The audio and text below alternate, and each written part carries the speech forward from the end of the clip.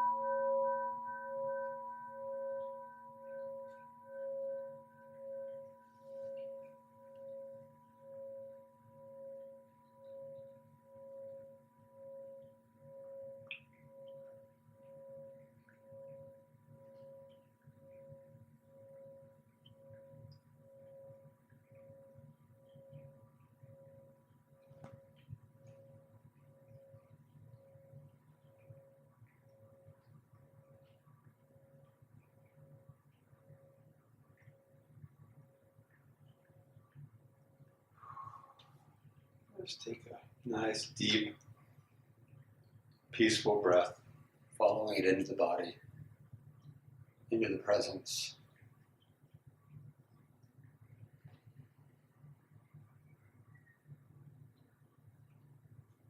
Recognizing, it's kind of fun to watch. If any anxiety arises, if any tension arises, and like in this space, it's pretty clear where that comes from, right? It comes from the head. It just comes from the mind. It's so fun to watch it. Curiosity.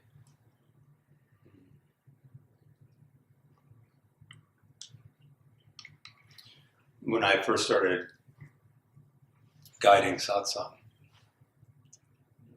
the first time, and I'm speaking about what is the nature of the truth of who we are, but still totally embroiled in it. My armpits are sweating, because I was still there's still that habit, that really strong habit of identification with the I, that this is the character of chess, that if this doesn't go well, is in trouble or won't be loved or will be abandoned or anything of that nature. And only through staying with it, staying with the practices, and staying with the meditations, and making this a devotion. Oh, cool. Yeah, it's God. God's calling. Oh, that's the phone. I could tell. It sounds like a phone. We'll just let it ring out. So feel free to silence your devices. Okay, there we go. But yeah, that only this identification with I am this separate being, not one consciousness, not the one knowing, but I'm just this individual who better get this right, creates all manner of suffering. And only by the devotion to I really am interested in being free in the truth of being. And the illusion is so thick out there, being out in the world and encountering every day all the others and all the opinions and all the ideas and thoughts, and my habit of self just gets activated. I'm back out into the world, and there's all these people, and there's relationships, and I've spent 50 years in relationships thinking that I needed to create an image or construct of me that could be loved, and could finally, if I get it right, I'll be safe and I'll be loved and I'll be okay. And that's unstable, right? It's just completely unstable. So what came today to speak to, at least to start and open the discussion around, is this recognition that I'm going to make an assumption here, but if you're in this room, if we're here together, there's something in you that has started to release a fragrance. There's something in you that has said, there's something more. There's an isness. There's something beyond your separate self. There's an aliveness. And it's a waking up across the planet right now, rapidly, really fast. And it's coming alive in so many people. Some people it's coming alive because they've been studying the concepts and now allowing through the surrender to drop that into a state of being. For others, it's coming alive just quite naturally, where suddenly they're just feeling this, and they don't know what's happening. I don't know what's happening. All of a sudden, I just feel connected. I feel whole. I feel alive. I feel like there's this unity. There's this love. There's this natural compassion. It feels wonderful. And I don't know what the heck's going on. So they go to the teachers to say, what's happening here? And they start to get an understanding of, oh, wow, all right, I'm starting to see how this all works.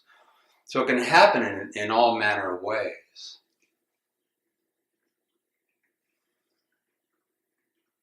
But there's this beauty. I mean, we all know it's indescribable. But there's this beauty, this fragrance. I like that sense of like a flower that is starting to release its fragrance, and it's always been there. And we feel it and we recognize it as something desirable or as something resonant. Feels good, just feels good. Truth feels good. We know that, and an illusion doesn't feel so good, because when we're in the illusion of thinking things that aren't true, what happens? The body just constricts and closes in on itself, panics. That's the higher consciousness' way of saying, I'm trying to get your attention, you're believing something that isn't true. And truth feels really good. So we have these moments of, oh my gosh, it's just, in this moment it feels so good.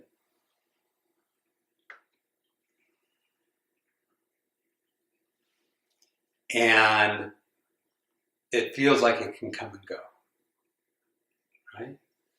It comes and it goes. And the I that says, I want to keep this. I want to hang on to this. Or I've lost it. It went away. So in this moment, just take a moment and close your eyes and imagine or allow yourself to put down the sense of I, the impermanent, the construct, the conditioned person. Put down the person for a little bit, just for now. The person who thinks it loses this beautiful blossoming, this beautiful fragrance that it smells for a moment and then says, oh my God, where did it go? And just feel into, does it actually go away? Where would it go? Where would this aliveness, this wholeness, this truth, the true nature of being, the free, the already free, already peaceful, already whole, not restricted or burdened by the thoughts of self and the conditioning of self. When all that's released and there's this beautiful, fragrant knowing of truth, and we say, it went away. Can it go away? Where would it go? It doesn't go away. It's always there. It always has been there. I lost it. I lost it. I had it and I lost it. This is the error. This is the problem. The I, it's the simply, not easy, but simply the identification with the I, the temporary state of I, that believes that this truth can come and go. I lost it, and I want to get it back. And it's all upside down. The it that we're speaking to is permanent. The I that believes it is so real is the impermanent.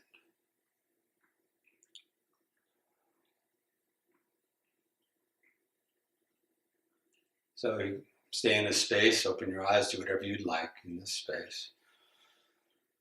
But there starts to become a recognition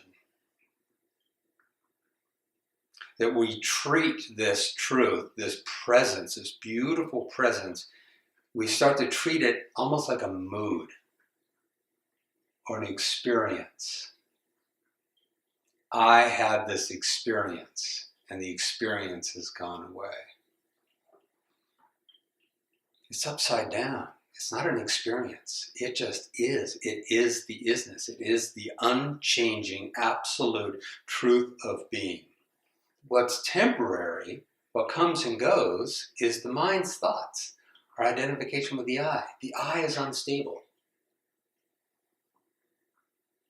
The I that we're primarily, because of habit, because of this is just the way most people have learned to be, the I that has moods that come and go, and I feel lost today and I felt great yesterday, and I'm not sure now, and that's unstable.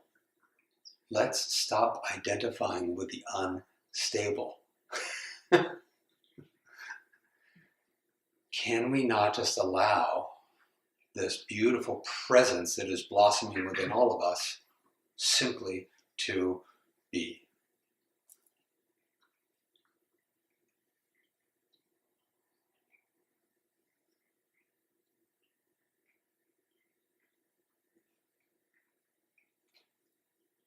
But for it to just be, we have to be willing to surrender. What? What do we have to be willing to surrender? To allow the stable, unchanging truth to be present as our knowing, as our true deep knowing. What do we have to surrender? Control. Control. Whose control? Eyes control.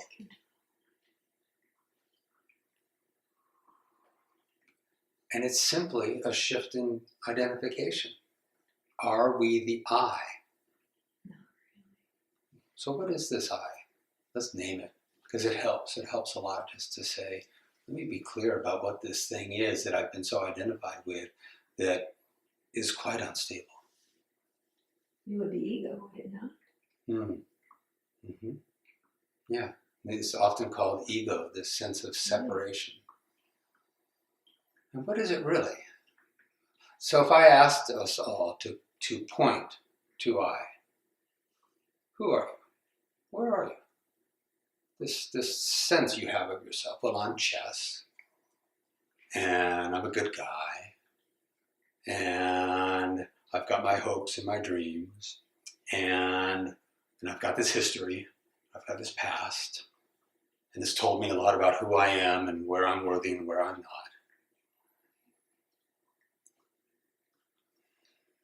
And I've created it, and I think I've got Chess kind of worked out pretty well. This thing that I think I've created and I've got figured out, and that maybe I've stabilized, that people will love and like and will be successful. Where is that?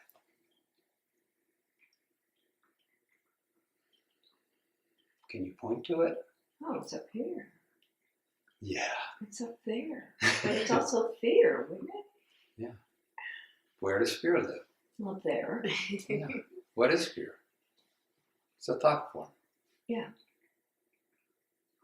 What is aware of the thought form? What is aware of the I, the temporary, the person having thoughts? This is the inquiry. This is the inquiry that if we go to it in our meditations over and over and over again, it becomes more trusted.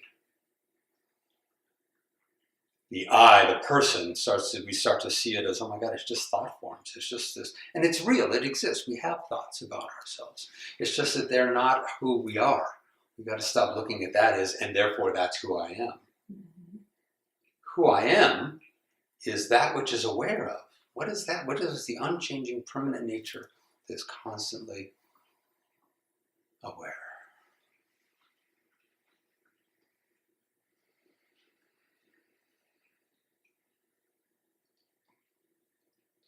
I don't know any other way to discover, to cultivate, to trust, to allow this truth than to keep interrupting the illusion.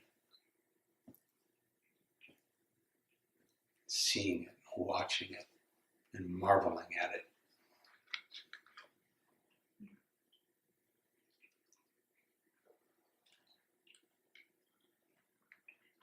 Because truly, when we stop identifying with a temporary form, which means everything that arises and falls away, everything that is born and dies, everything that comes and goes. It's madness to identify ourselves with something that is constantly changing. That's who I am, and if I could just stabilize that, I'd be fine. Right? We can't. It won't. So to see it for what it is, to see it as the illusion that comes, the dream state. I don't know any other way except for to keep interrupting it through presence, through stillness. It'd be like going out into a beautiful meadow and with your headphones in, you know? And it might be a really enjoyable experience. You know, this person that we believe we are is often a very enjoyable experience. And we just want to make them all enjoyable. Maybe if I could just make the bad experiences go away and just keep the good experiences. But we believe we're the experience. So yeah, you can go out into the meadow and put in the headphones and listen to a really nice song that you really love and have a really good experience. Would you be listening to, would you be fully present to the actual, what's actually happening in the meadow? You take out the headphones and suddenly you're going, oh my God, there's this isness, there's this expanse of self, of being, of knowing that is far greater than any construct I could ever, unstable construct that I could ever come up with.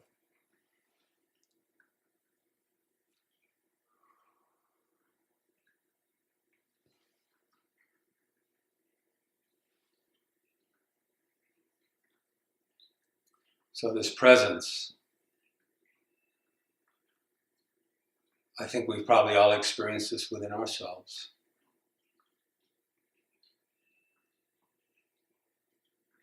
And we notice it in others. You meet somebody, and you know when you meet somebody who's so in their person, all they're talking about is, I did this and I did that, and I've got this coming up, and this is what's happening here. And what do you do? Tell me about the temporary experience of you. And I'm worried about this happening, I'm worried about that happening, and my relationship's breaking up, and I'm really worried about that, and my job, and I'm not sure about that. And they're just so in the experience of the person. We know when we're having that experience, it gets boring pretty quick. It doesn't feel alive. It doesn't feel like, you know, we might put up with it. Oh, that's interesting. This part of us is going, get me out of here. And when we know when we meet somebody who, we meet them and they say hi. And you know they see you.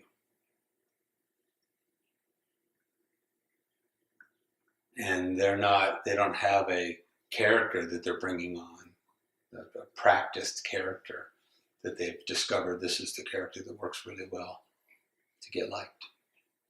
They're just present. And we know that when we're in that space too. And the only thing that gets in the way of it staying, it never goes away.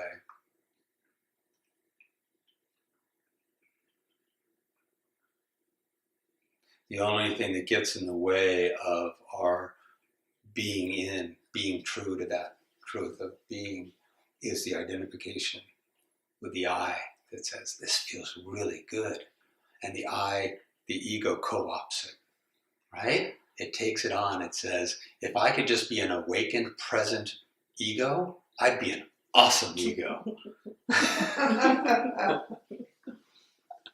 And then it wonders where it goes. Why did it go away? Because you're identifying with yourself as the thing that thinks it can claim this experience. You can't claim the experience. Truth, the awakened state, is not an experience. It just is. It's not an experience that the ego has.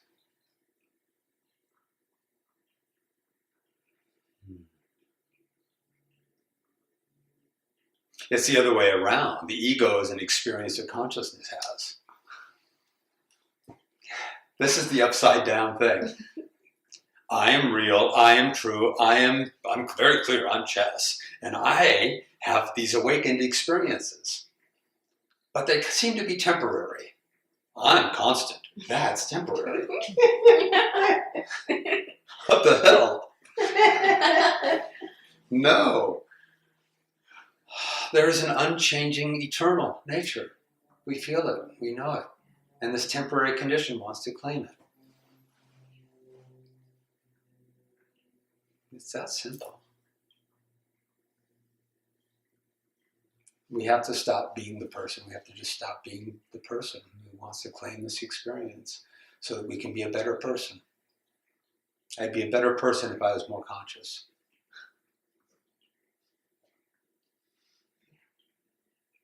I am consciousness. And boom, done. Watching this temporary experience of ego, I, identity, come and go and do its things and have its fears and have its doubts.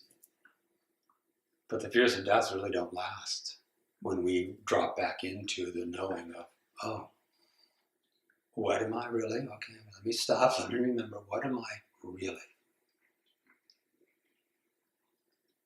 You can do it right now. What are you really?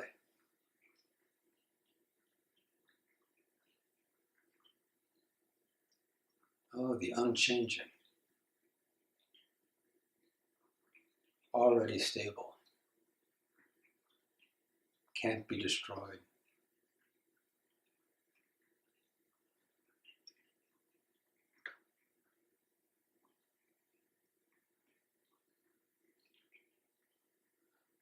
Does this isness, this presence, have an identity? Does it have an identity? Does it have a gender? Does it have a construct based on history? Is it conditioned?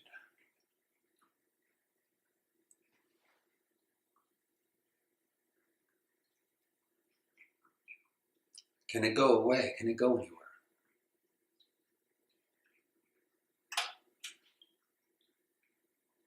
Does it arrive from anywhere? Oh, there it is. Oh, good, I've got it back. It just showed up again.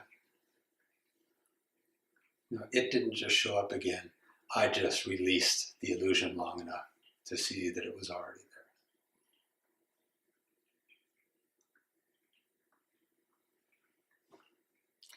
there. And one way to trust it is to recognize its practice. That if you're really abiding in this truth, it will take care of itself.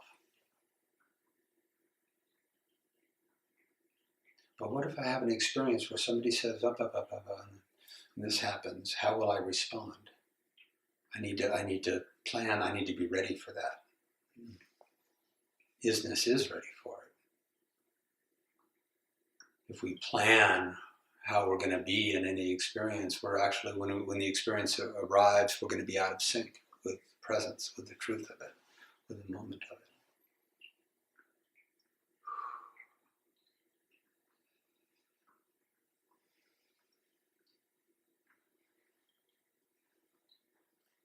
So a good inquiry is to remember, who is this I again that thinks it can, that it loses this experience? Who is this unstable I?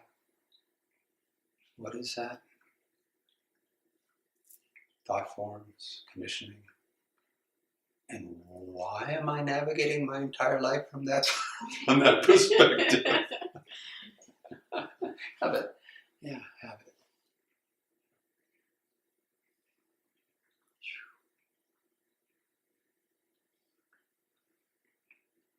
And it's going to show up for all of us differently.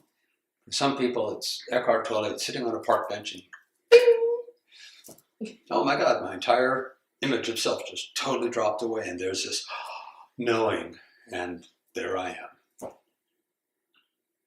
For others, it's back and forth. For others, it's comes and goes.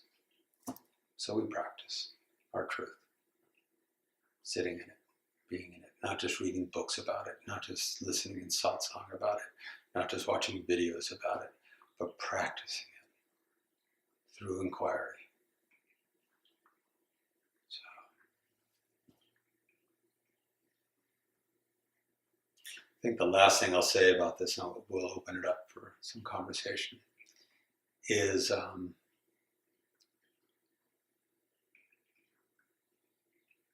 this habit of I is really freaked about being dismissed, being set in the background.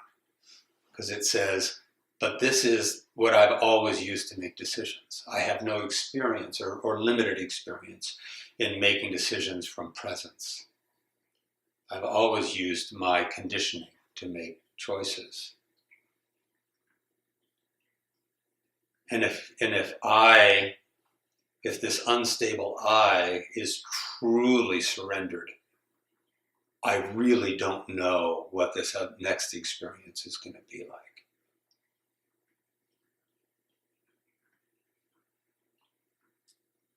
So, okay, let's give ourselves a little bit of a break and practice it in the meditations and practice it in moments. And so it starts to become, oh, this ain't so bad. Actually, it feels more stable and more free. I'm looking for freedom. The surrender actually feels incredibly free. So imagine if a caterpillar, when my house in San Diego, I had all this milkweed planted, and the monarch caterpillar. So I ended up with cocoons all over the property, and it was always a real treat to find one. And this caterpillar has to surrender. What if it had an ego? Wait a minute, I'm a caterpillar. I've always been a caterpillar. Yeah, but you can be something else, and I can't describe it to you. Until you have the experience, I can't describe it to you. But it's only going to show up if you allow yourself to stop being a caterpillar. What if the caterpillar is like, I seem to be just fine being a caterpillar. Why would I want to stop being a caterpillar? Seems fine. But if there's something, a yearning, a knowing within that caterpillar that says, let go, let go, let go, let go. So this is what's opening up all around the planet right now at a rapid, rapid pace. And it's showing up, it's tapping all sorts of people in different ways. And it's saying, I'm right here, ready to go. All you got to do is get out of the way. And if you just surrender, it's not even an effort to get out of the way.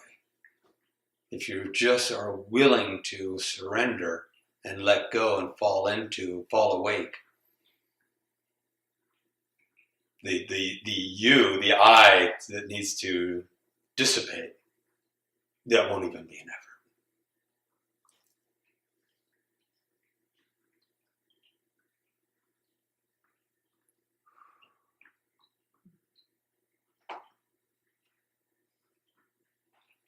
So,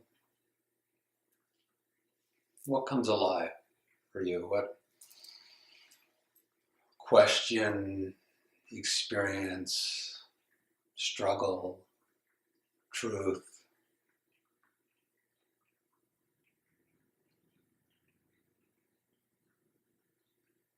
Because when we speak to it, when we speak to our experience, it helps.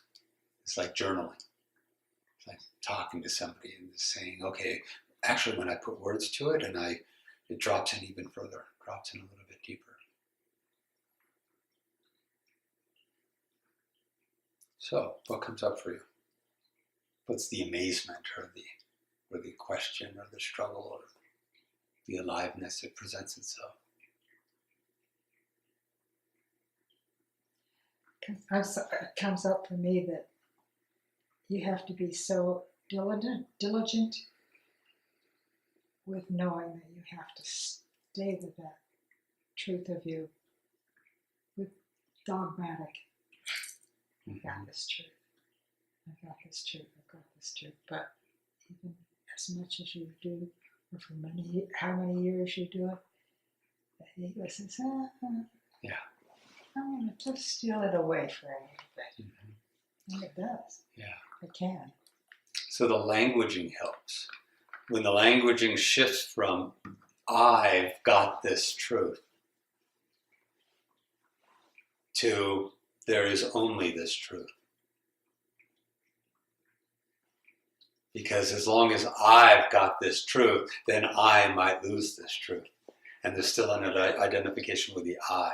So it becomes, and it's, the language is so tricky, it doesn't even become I am this truth.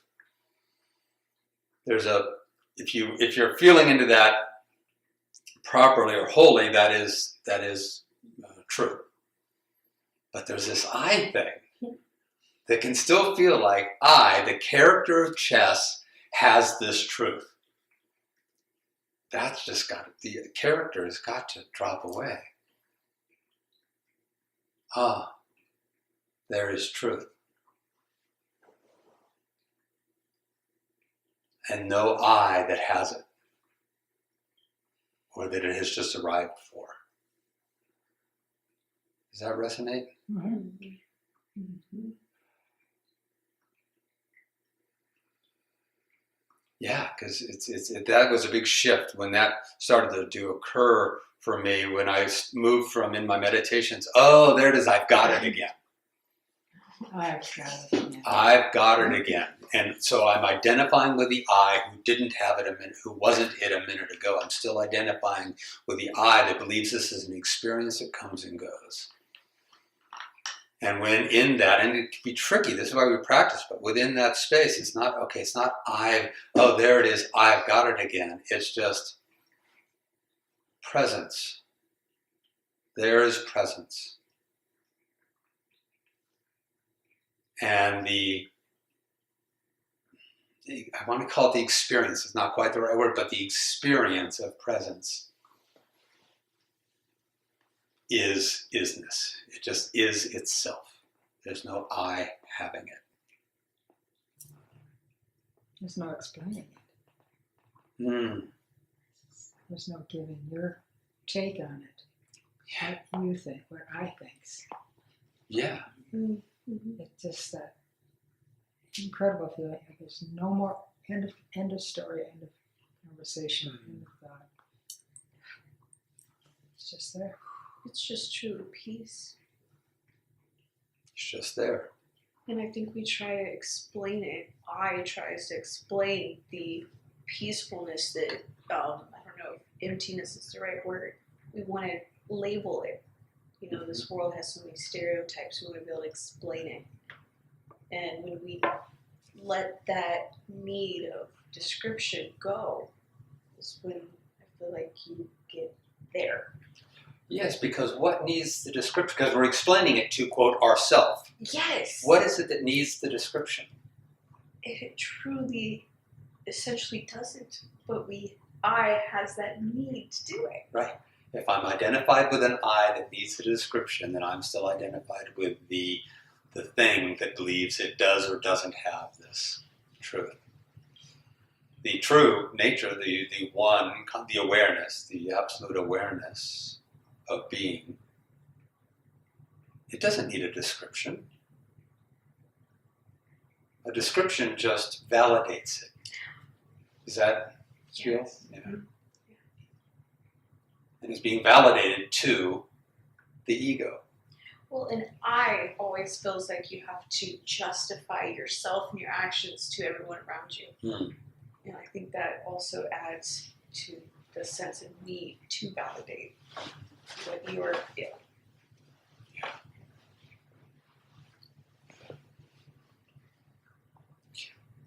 It's so fun to watch ourselves. I was somewhere the other day, and somebody reflected. They said, "God, there's just this presence, and how easy it is for that part of me that says, why, thank you."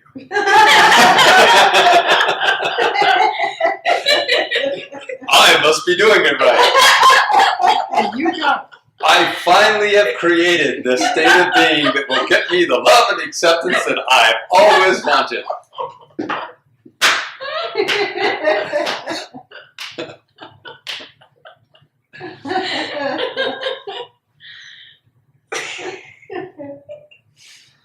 Yeah, there's that. Yeah. Yeah.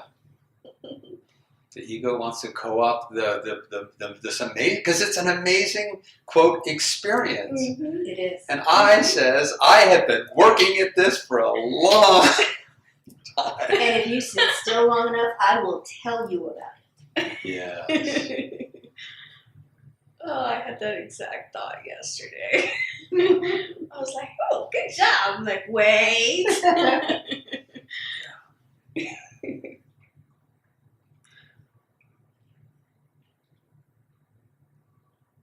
And there is that. We do have personalities. Mhm. It's just that it just needs to rest in the background. It needs to be completely clear that that is not who we are.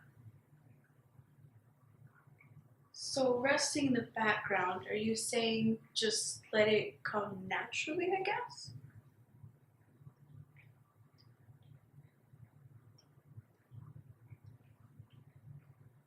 Let it not be the identification of self. Okay. Presence. Mhm. Being forward, experiencing everything initially through just the presence.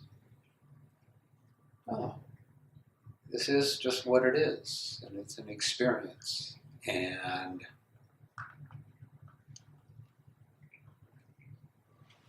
it becomes quite obvious when we ask the question, how would this flowering fragrance of presence respond to this experience? As opposed to how would my conditioned, constructed belief of self respond to this experience?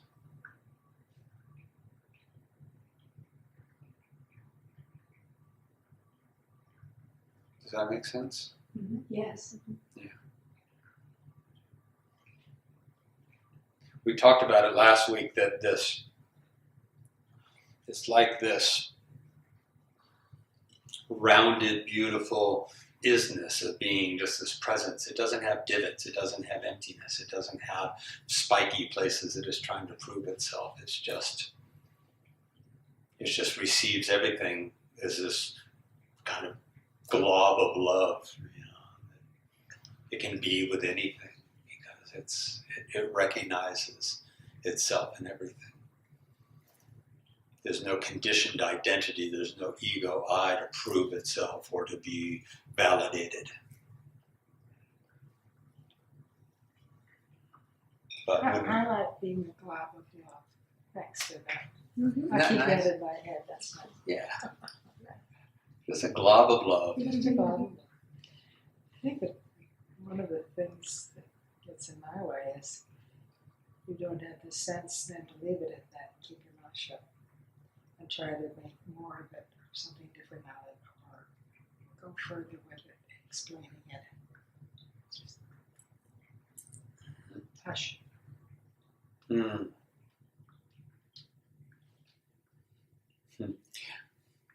There is no making more of it, is there? There's just perhaps allowing more of it, but not constructing more of it. Is that what you're speaking to? That's it. And then see what happens. Mhm. See what presence does when we leave it alone.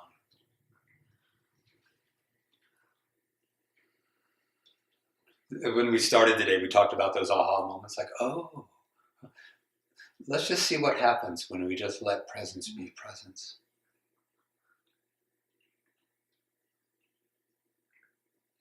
It might keep revealing itself as new vistas and new possibilities that we're allowing to be let in.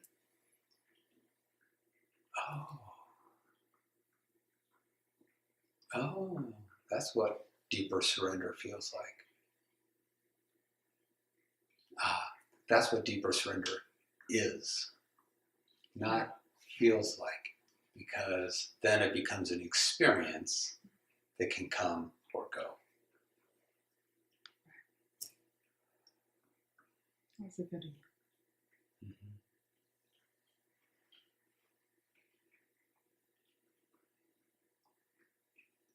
Presence feels awesome. Who's feeling Yeah, the right. awesomeness? How about just presence? There it is. That's enough. That's enough. And it pollinates. This is the beautiful thing. I was watching one of the Planet Earth specials the other night, and it was about the jungle. And there's a mushroom that has learned to phosphoresce. So when nighttime comes, it turns this brilliant phosphorescent green that mimics the green that a beetle projects to attract mates. So when this beetle projects this green, and it sees that green somewhere else, it goes, ooh. So off it goes. Well, the mushroom projects this green. So the beetle goes to it and wanders about on this mushroom and goes, well, actually not what I thought, and goes wandering off. But it's got all these mushroom spores all over it now. This is how the mushroom propagates. Oh, cool. Smart mushroom. Smart mushroom. So our presence, when we're really dropped in it, propagates. It awakens within others. This kernel, this fragrance, this seed that maybe is starting to be present for them as well. That they're in a ripe state of being. So these mushroom spores, they won't grow anywhere. They'll grow where there's ripeness. They'll grow where there's fertility. So it's the same as our presence. When we just can be in the, don't have to do anything. Just let go of this whole person that I think I am and just be. The checkout person at the market, the person, we were down at the dentist's office the other day and there was a kerfuffle around insurance or stuff, and my, ego body gets triggered of this isn't right and it's not fair and it doesn't feel safe and this is bullshit. When that changed to, wait a minute, what if I don't take it as personal? What if there's no more persona? Everyone just started to work through solutions. And we all had just an experience of, okay, this actually doesn't mean anything. We'll figure this out. So when we carry this presence, this is how it pollinates through the world. Just trust it, be it. Don't force it. Don't try to do anything with it. And those who encounter it and are ripe, something in them will just go, wow. And it's happening fast. It's really cool to see it out there in the world. And we can choose. Some people are choosing to take this and say, let's build community around it, Let's bring this unity consciousness into a purposeful, conscious community and create from this place collectively. Beautiful. I'm not drawn in that way particularly. For me, it just shows up as just a beingness in my way of being, in the way I encounter the world. Small groups, retreats, satsang. So it'll show up in all of us differently of how it wants to spread. But that tends to be its intention, its natural flow, because it really doesn't have an agenda. Mm-hmm. But the natural flow is just as consciousness becomes aware of itself. Hey, maybe I can do it over there too. Maybe I can do it over there too. Maybe I can do it over there too. So let's just be these illuminated mushrooms. Yes. And just let the spores land where they may. There's no effort in this.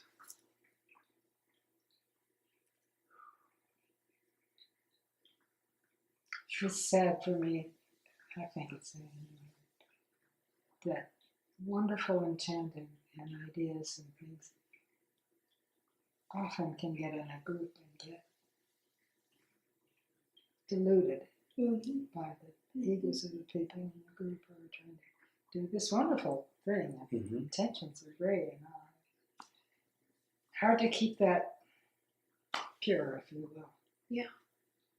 Until the I is truly seen for what it is, I want to say eliminated, but it's not eliminated. It's just that the identification, the only issue is the identification with it as who we are. Until that identification is really severed, as that is who we are, until it's fully severed, if there's even a thread, if there's even a, that thread will get built upon and it'll start to build itself up again. Right. Because it'll compare in community. We've experienced this sense of within community, and there's this sense of goal of everyone's reaching for this enlightened state of being, and everyone's going to have their own experience. But if the ego's still involved, it's going to start comparing. Yeah. Why is that person awakening better than I'm awakening? And maybe the person who's on that other spectrum that feels like they're in the more awakened state, maybe they're somehow wielding that as well. Yes, I have arrived. Oh, I now feel great. Little I, feel fantastic that I have awakened. Good for you. Good for you. Yeah. And who's attached to this awakening? Who's attached to this?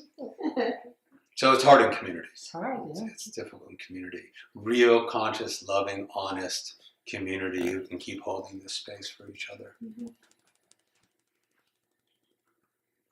without comparison. Yeah, without comparison. Or without a sense that there's a scale. This is better and that's better. It's just, that's what it is. Just is. Because who's holding the scale? Well, that would be us if we're That's what I'm talking saying. about having a scale. Mm-hmm. Right. Yeah, as long as you think there's a scale, you're going in some direction. Or this is that. I mean, Right. it's letting go of all that old stuff. It's just love. Mm-hmm. It's like a big glob of love. It's a big glob of I love. love that. I do too. I love that. Does love hold the scale? No hands. Can't. The scale says I still have these deficits of being, and when those are filled, I'll be complete. And the presence, the isness, the one, the pure awareness, any deficit of being there? And to me, that when that is finally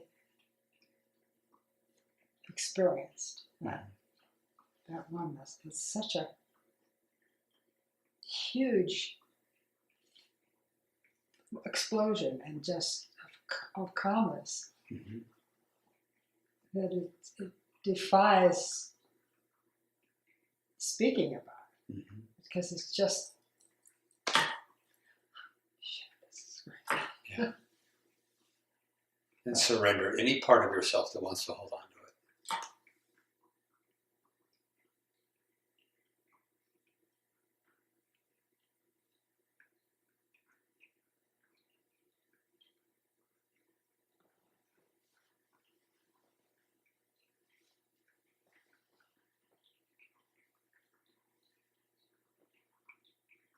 This is the droplet in the ocean. Imagine being a droplet in the ocean, trying to maintain your dropletness. Looking at all these other droplets, and looking at the ocean all around you, and saying, maybe someday I can be that.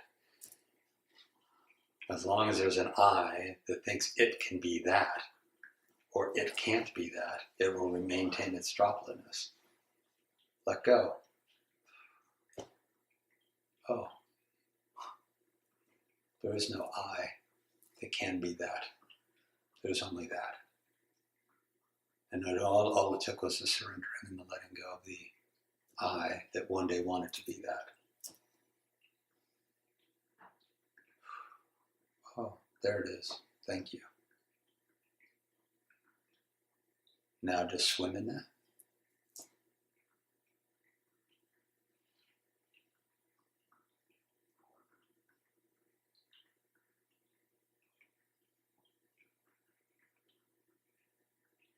I finally got there.